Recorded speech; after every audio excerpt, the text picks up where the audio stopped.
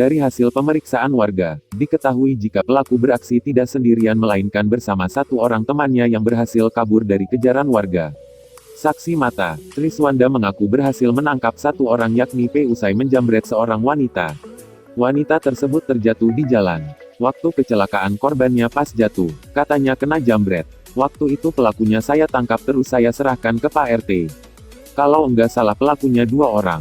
Satu pelaku lainnya kabur masuk ke sawah, kata dia.